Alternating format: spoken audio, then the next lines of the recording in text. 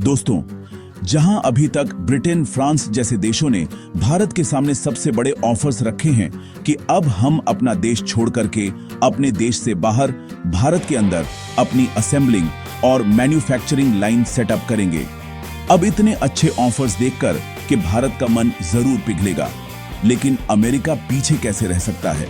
और अब बड़ी खबर अमेरिका से, जहां पर अमेरिका के दिग्गज विमान निर्माता कंपनी लॉकहीड मार्टिन ने भारत को ऑफर दिया है। पहली बार अमेरिका से बाहर अपनी इस कंपनी की असेंबलिंग लाइन भारत में सेटअप करने के प्रस्ताव भारत के सामने रख चुका है।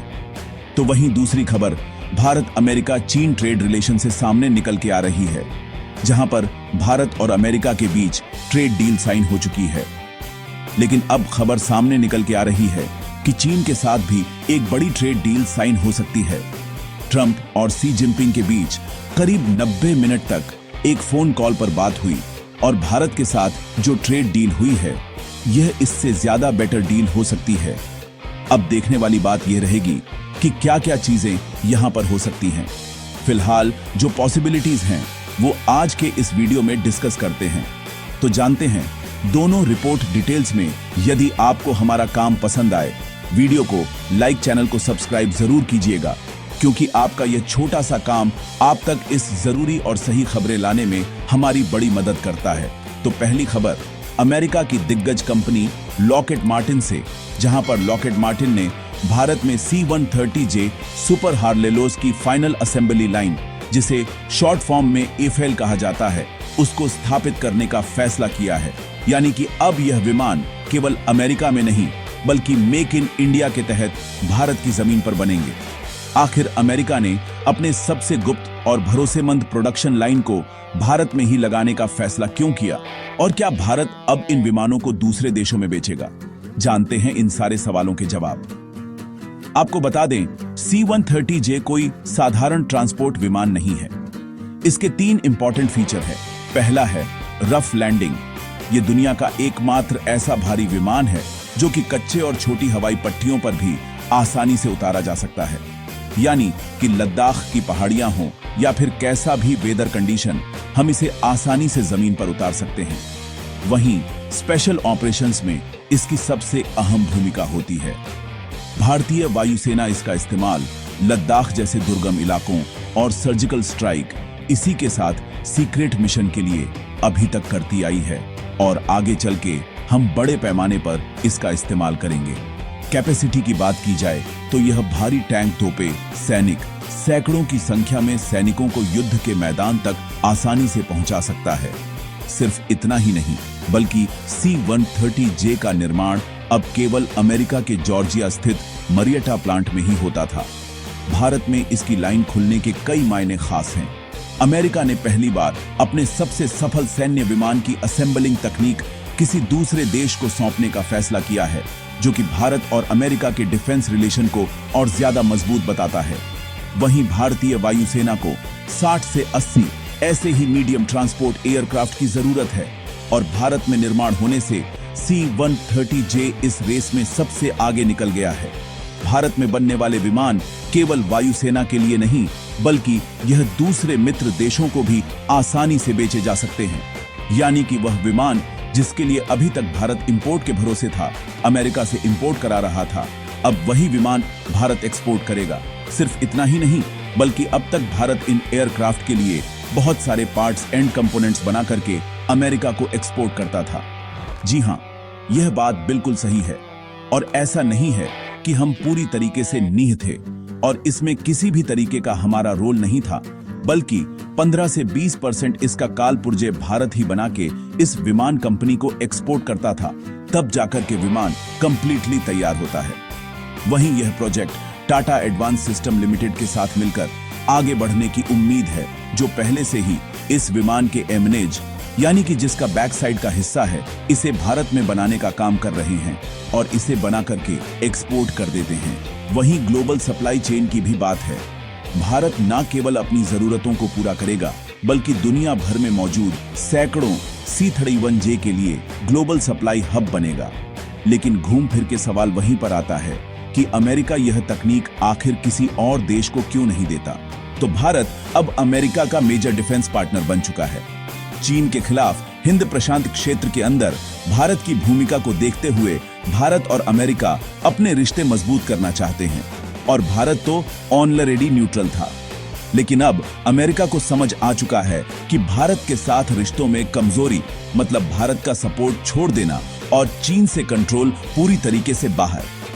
अब दूसरा फैक्टर यह है कि भारत के अंदर प्रोडक्शन होने से इस विमान की कीमत कम हो जाएगी, जिससे यह ग्लोबल मार्केट में और भी कॉम्पिटिटिव प्राइस में आ जाएगा और एक्सपोर्ट्स के नए रास्ते खुलेंगे।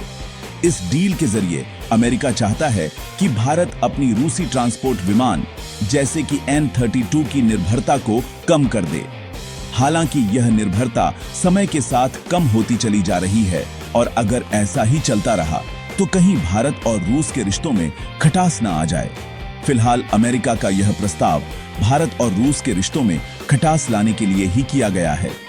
अब देखते हैं कि भारत इसे कैसे बैलेंस करता है। फिलहाल रिपोर्ट्स के मुताबिक यह फैक्ट्री गुजरात, यूपी, तमिलनाडु किसी एक जगह पर सेटअप की जा सकती है और इस फैसले से भारत के अंदर क्या इकोसिस्टम चेंज होगा, यह जानना आपके लिए बेहद जरूरी है। पहली चीज, नई असेंबली लाइन सेटअप होने से भारत के अंदर कई हजार हाईटेक इंजीनियर्स की नौकरियां पैदा होंगी।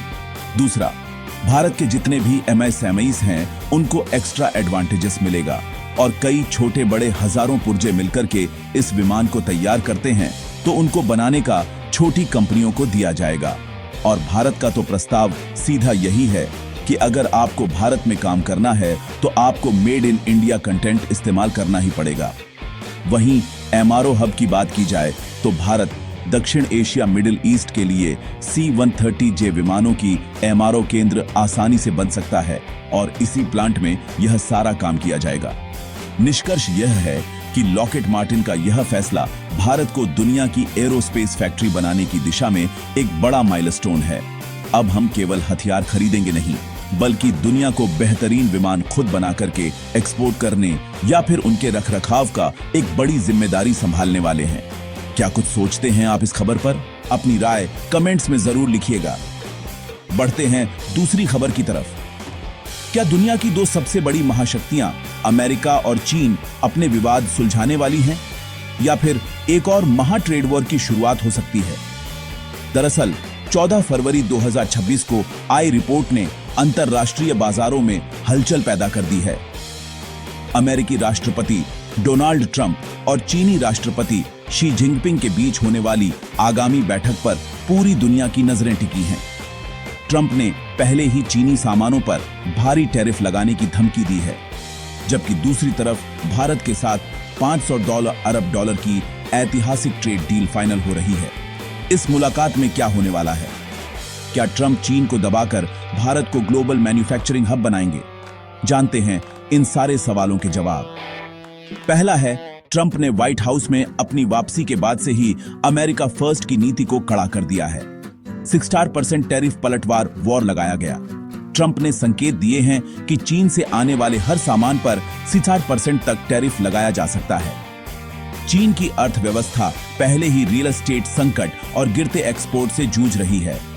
शी जिनपिंग इस मुलाकात में ट्रंप को मनाने की कोशिश करेंगे और जो चल रहा ट्रेड कॉन्फ्लिक्ट है इसे रोका जाए। रिपोर्ट्स के अनुसार ट्रंप चीन से अमेरिकी सामान खासकर एग्रीकल्चर प्रोडक्ट की रिकॉर्ड खरीद की गारंटी मांग सकते हैं और अगर ऐसा होता है तो यह भारत के लिए शायद एक चिंता का विषय बन जाए। यहां भारत का रोल सबसे महत्वपूर्ण रहेगा। इंडिया एज एन अल्टरनेटिव काम कर सकता है।